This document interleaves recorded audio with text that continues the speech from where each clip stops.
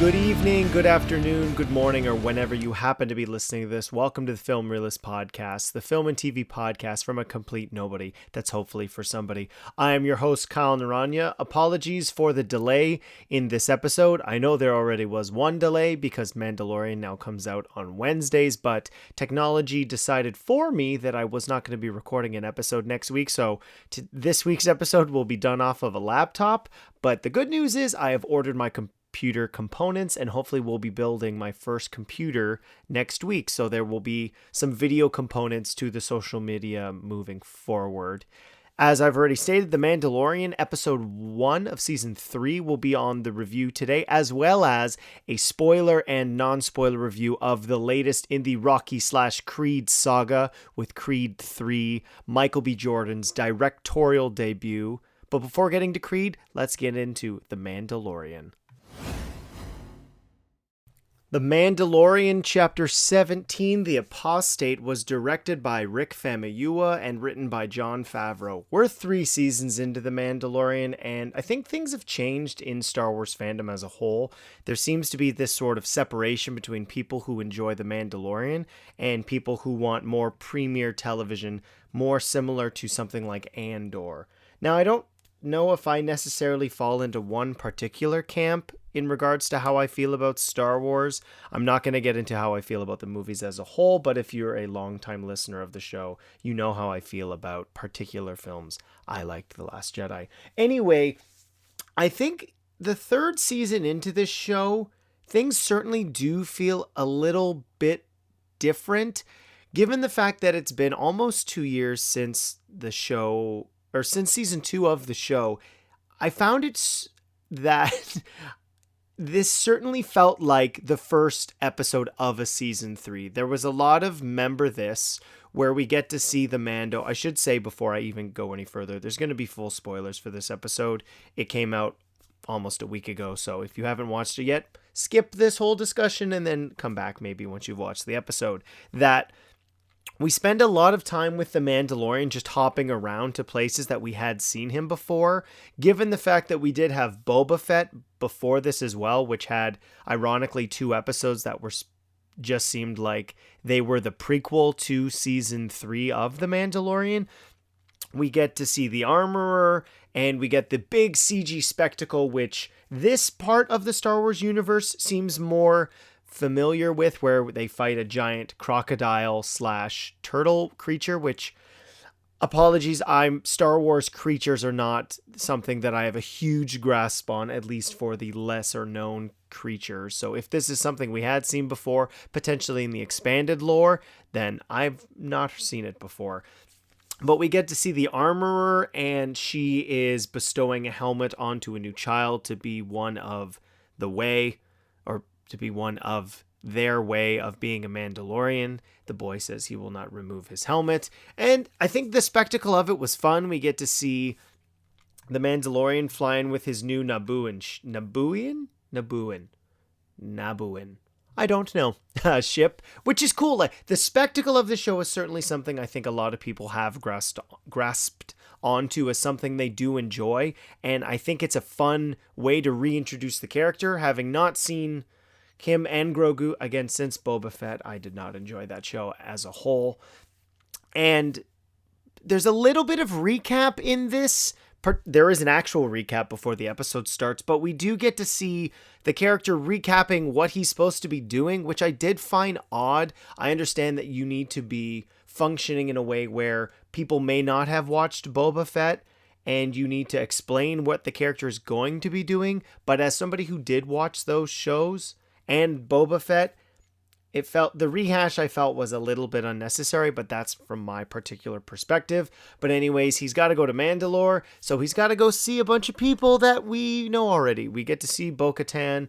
She's bummed because she doesn't have the Darksaber, but he's left, so she didn't get to go liberate Mandalore, which has allegedly been destroyed during the Clone Wars era and post Revenge of the Sith.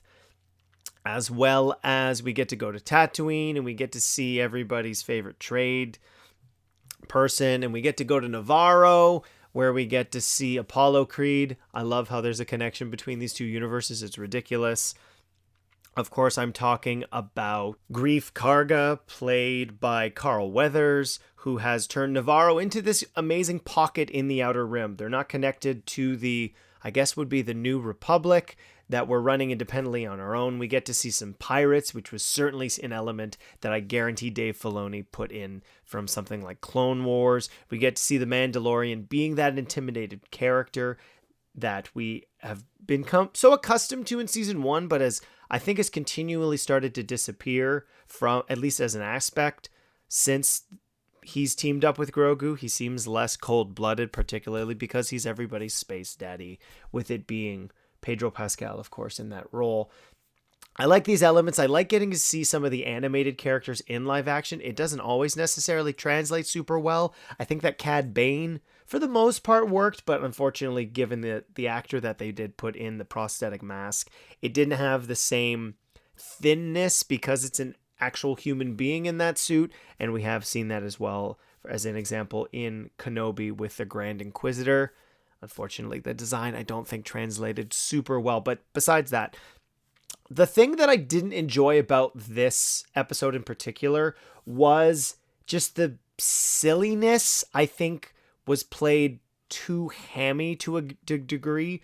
The Mandalorian needing to revive IG-11 so that way he could go to Mandalore results in a ridiculous sequence where half of the robot does get revitalized, and crawls around trying to kill him after because his memories are not working correctly. And I understand that there has always been a certain level of camp in Star Wars, how they were made. 2 of them were made. Nope, 1 of them was made in the 70s. As a result, there always has been that element, but the childlike nature of the way that they respond to the killer droid crawling around with no legs, it didn't work for me necessarily. And then we'd certainly get the return of a character that everybody seemed to unanimously love from Rise of Skywalker with Babu Frick, and we get to see a bunch of them, and cute interactions with Grogu, which I'm sure was certainly a great marketing thing. I think this episode, for the most part, unfortunately, just feels hollow, and I don't know if I'm subconsciously comparing it to something like Andor, which was so well made, and it was practical, and it was mature. I think, and this is to the detriment of the show, but not necessarily its fault, that I've just gotten sick of the volume.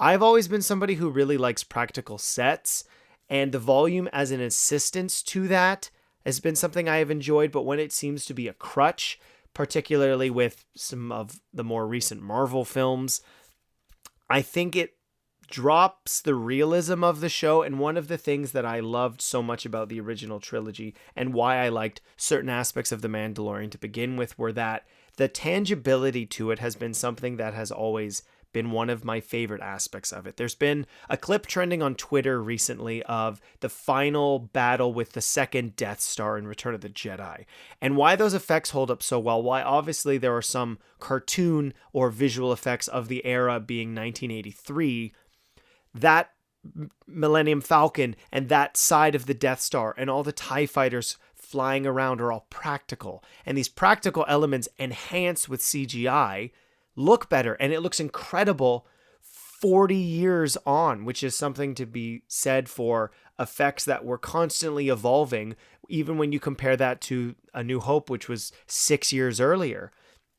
And The Mandalorian using specific sets we have seen already, and I think outside of Navarro, everything else just seems hollow, and I think that's unfortunate. I'm hoping that they start to realize the limits of that technology, and for a show that is one of the main parts of the Disney Plus subscription that I would argue, outside of obviously there's the Marvel content, but Star Wars being one of the mastheads of the streaming platform, I'm hoping that that's the case. I know we are obviously getting other shows. Ahsoka's coming out. There is the Skeleton Crew also moving forward, that I don't want what made The Mandalorian so great to begin with to be lost in, unfortunately, unnecessary fanfare. So I'm disappointed. I wanted to love this episode, but ultimately I thought it was fine. It really does feel 3 seasons in. I'm hoping that the story really starts to get its bearings once we get to Mandalore and we get to see something we've never seen in live action before. Mandalore was one of the locations that the Clone Wars and Rebels to some degree explored significantly, and getting those aspects of the culture into, or of the canon as well, brought into live action is something I'm looking forward to seeing. So I hope that moving forward that the show just gets better. I think the episode was fine. I think it could have been better, but ultimately I didn't love it, and I'm a little disappointed by that. So we talked about something that had Apollo Creed in it. Why do we talk about something that had Adonis Creed with Creed 3? Creed 3 was directed by Michael B. Jordan, stars Michael B. Jordan, with a screenplay by Keenan Coogler and Zach Balin. Obviously, this is the third installment to the Creed franchise. It's hard to believe that when they announced a Creed spin-off film in 2014 that we would be here with a third film in the franchise, with Michael B. Jordan, the star of the films, directing it, which is kind of crazy. I'm going to be totally honest. I was a little hesitant that that was the case when they announced it for the film. Cards on the table, I absolutely love the Rocky franchise, and I think the Creed films have done a phenomenal job of modernizing what made the original 6 so compelling and such entertaining parts of the film-going experience. Brief little story before I get into my non-spoiler review of Creed 3 is that in 2015, when the first Creed film had come out, that wound up being my favorite theatrical experience of that whole year, which is saying something given the fact that Force Awakens had come out that year and I took my dad to see that. But during the final fight in Creed 1, when there's the turn and it seems like Adonis might actually win the fight against Pretty Ricky Connellan, that the audience started cheering as if they were witnessing something for real, that we were all actually at this sporting event. And it was something that normally I'm not a huge fan of, is an audience reacting that way to a movie in the theater, but I got swept up into it and everybody was cheering and hollering as if we were actually watching Michael B. Jordan fight this guy. So that was pretty special. Needless to say, because of that, I had very high expectations for this. Michael B. Jordan has been very public with all of the people he's had the opportunity to work with. He's worked with Ryan Coogler on a number of occasions. Fruitvale Station, Black Panther, Creed 1, and Ryan Coogler has never really let these films out of his grasp. He specifically picked Stephen Caple Jr. to direct the second one, and he's always been in some degree involved with production, and his own brother actually writing this film, who was Keenan Coogler, who I mentioned earlier. I was excited for this film, very, very excited, as I've said. And while I don't think the film necessarily met my expectations because of what I assumed I was going to be getting, and that's completely on me, what we did get with this film, I think, is something very special. It is very rare for the third film in the franchise to do something unique and do something special. And I think that this film does that. It is certainly a different kind of movie than the previous two. I would say that while the first Creed is, I think, ultimately the best of the three, it's very similar to the original Rocky and plays with elements, specifically with Rocky 5, ironically, about somebody training a new up-and-comer, but obviously you have the connections from Apollo with Rocky in his own right, and Tommy Gunn from Rocky 5 not being in Creed, but being the young guy that Rocky is training.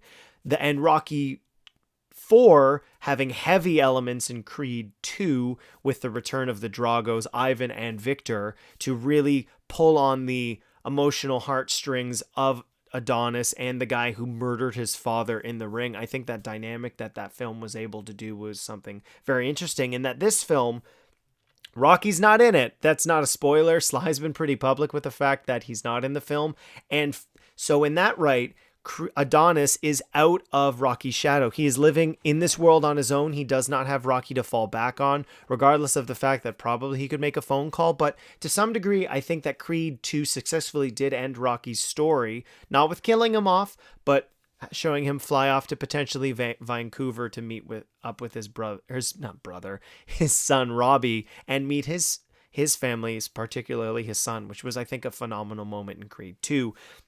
So Adonis is on his own, and we get to meet Damian Anderson, who is played by Jonathan Majors. It's funny to have two films back to back with Jonathan Majors, which is ironic given the fact that I was actually going to watch Devotion with my wife this weekend, but ultimately life got in the way and we didn't get to watch it. But I am very much looking forward to it.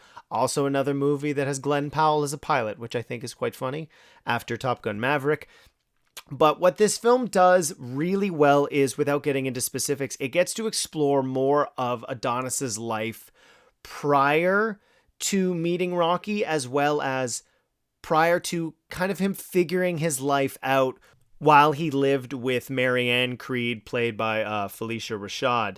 So I like that aspect of it. This film does not fall into bad retcons of any degree. It certainly enhances, I think, the overall trilogy as a whole, which is awesome. The fight scenes in this are very different from fight scene to fight scene, and I think that, to the detriment of the film, loses certain elements. I know that Michael B. Jordan is a big fan of anime, and you can certainly see that throughout the film, particularly, obviously, as I'm speaking about it, with the fight scenes, playing up different aspects of fight scenes from different animes. And I think because there is no ultimate through line with those different styles, this doesn't present the best fight scenes, but certainly given the fact that this is the 9th film in this whole saga as a whole, it's definitely refreshing, and they're going to be fight scenes that I'm really looking forward to rewatching.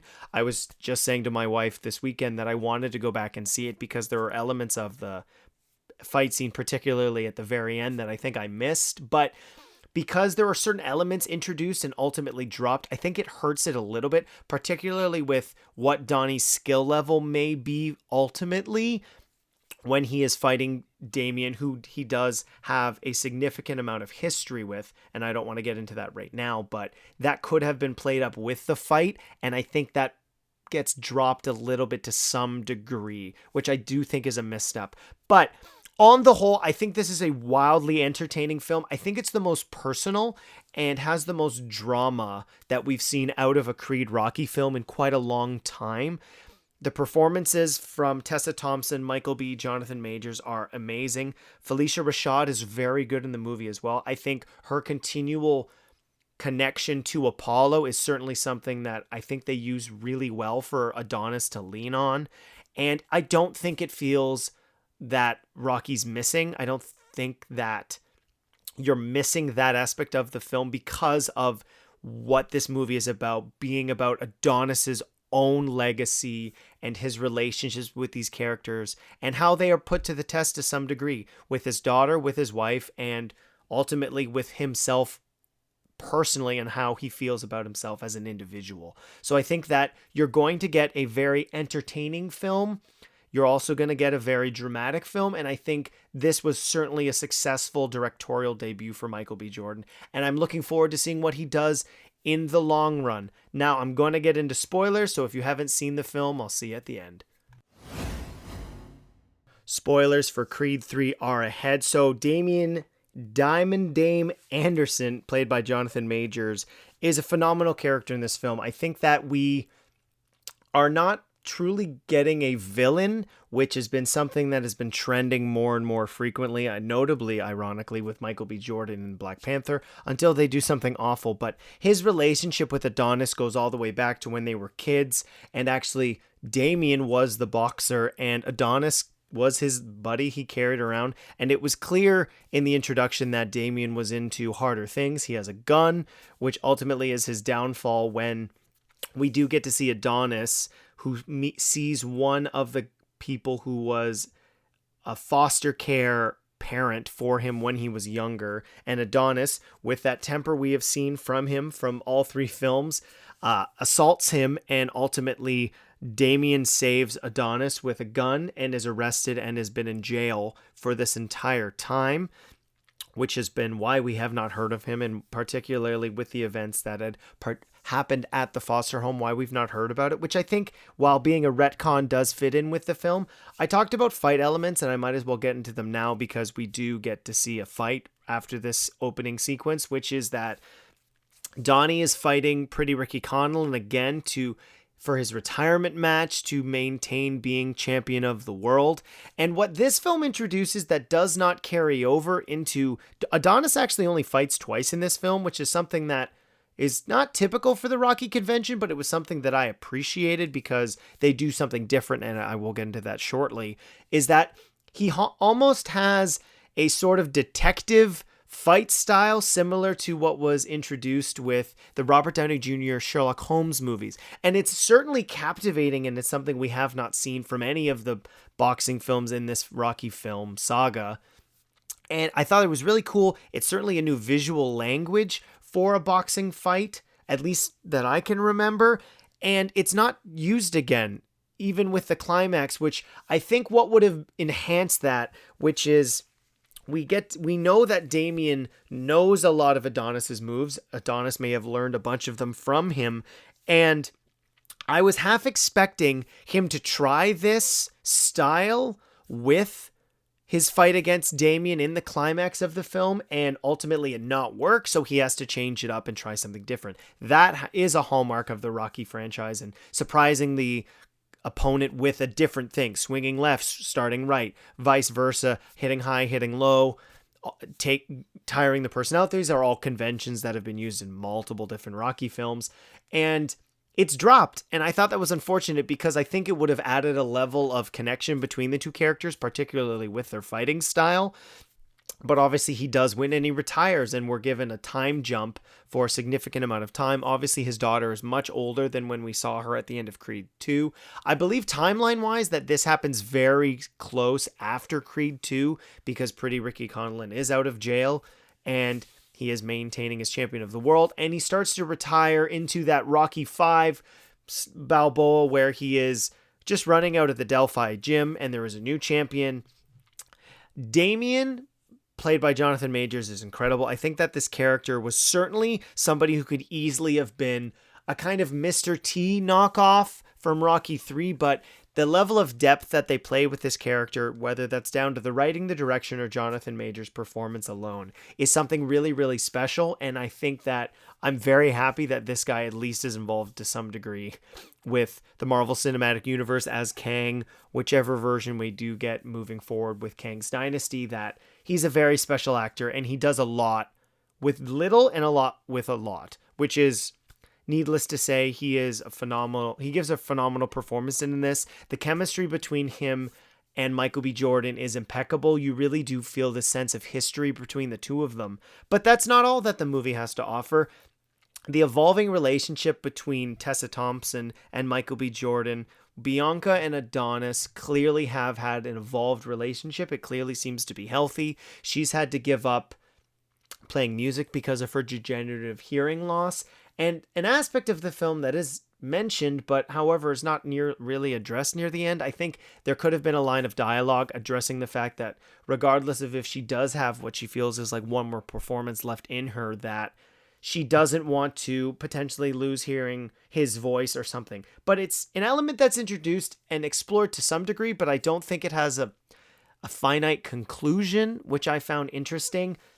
The relationship between Adonis and Amara is certainly one that's quite fun, being a father of a young girl. I think that they play with each other really well, and she clearly has that level of anger management that Adonis did not have, or that neither of them do have as young children, particularly in Creed 1 when we saw Adonis fighting in the juvenile detention facility.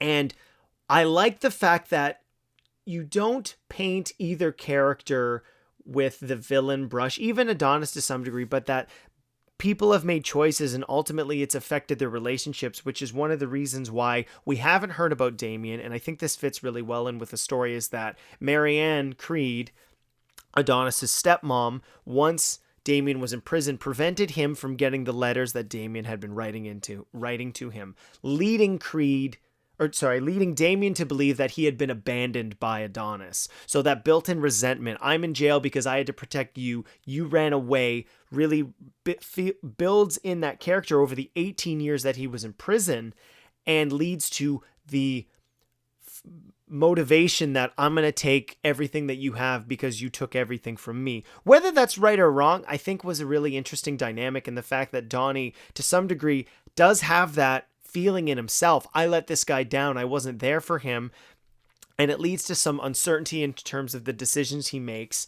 And another thing that I liked about this film is that we get to see Victor Drago back. He is supposed to be fighting the new champ for the heavyweight belt that Adonis has been kind of building with the new champ to fight Victor Drago for another championship title. I like that exploration of Victor's character. You can see in the few moments that they're in the film together that there is a reason that these two characters would have bonded to some degree, maybe not friends, but acquaintances, because of their potential father issues, and the fact that the reason that they're fighting in the second one really has nothing to do with Victor particularly. It's all the issues that Adonis has with Ivan. And I really like that. I think it's the first time outside of Apollo we had a character continue in the next film. Obviously, every single Rocky film does end with the end, or does start with the ending of the previous film, but outside of that, we didn't get to see Ivan until Creed, so I'd say that doesn't really count. But I enjoyed that with that character, and his unfortunate inability to fight is a result of something Damien does, and that connects into like the things that this guy's gonna do because of the way that he feels wronged. Ultimately, does paint him into the antagonist villain brush, but I don't think you can outright hate the character. You're not supposed to like him, but the dynamic between those two characters I think is really, really great. He does fight to some degree like Clubber Lang. Obviously, he's massive. Jonathan Majors clearly put the time into the gym, and his fight with the champ Felix is a different style of boxing choreography than we do see in the first film, or in the first fight and the last fight. And you really get to see this guy thinking through how he's going to take somebody down. And it is dirty, and things don't get called, and that's potentially some of the ways that he had to survive in prison. That part isn't necessarily explored, but Damien is willing to do what he feels he has to do to get what he's owed. And I like that aspect of the character, not in terms of I enjoyed it, is the way that I should phrase that. And ultimately, we do get this fight with with Adonis and Damien at the end for the title. He's come out of retirement, which is certainly a Rocky writing element that has not been lost. And we get the most anime thing ever put to live action successfully to some degree. It looks to be heavily inspired by Naruto, which I have not watched any of Naruto outside of a couple clips that may or may not have popped up on social media platforms.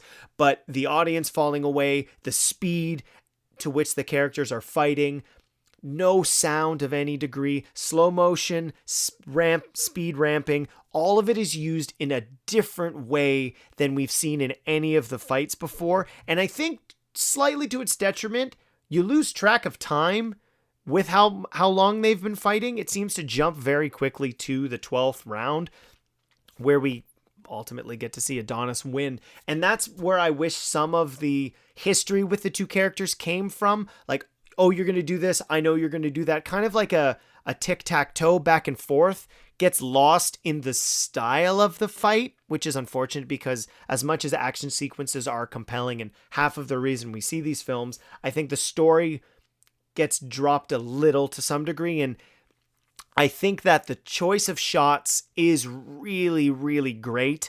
There are stills of this film that are trending over the weekend, and it had the biggest opening of a Rocky/Creed film ever, with over $100 million worldwide, which is incredible. It may ultimately mean we get a Creed 4, and I hope that they take their time if we are going to get another one. This one took 5 years from Creed 2. So if they're going to take their time to tell another story, I hope that they do, because if this is the final chapter of this version of the Rocky universe, it's certainly a good one to end on, and ends with a story about family, which is kind of what these films are always been about. And I really enjoyed it. I think you should really check it out. If you haven't seen the Creed or Rocky films, I think you can kind of do them quickly with Rocky 1, Rocky 2, Rocky Balboa, Creed, Rocky 4, Creed 2, Creed 3. That's kind of a weird to quote something else, a machete order to watch them in if you want to watch them quickly without skipping some of the less good films in my mind. If you're interested in me doing an overall Creed tier list, hit me up on social media. Obviously at Kyle_Naranjo or at Film Realist. Don't forget Realist has 2 E's. But without rambling anymore, that's how I feel about Creed 3. I think it's a great addition to the Creed trilogy. It is certainly not the worst of the 3. I'm not going to tell you on which one I think is the worst, because honestly, I don't think there's a bad installment in this trilogy. I really enjoyed it. I already mentioned it. I want to go see it again, which I think says a lot about the film. Let me know what you thought about it on social media. And next week will hopefully be a review of 65 starring Adam Driver. I'll see you next time.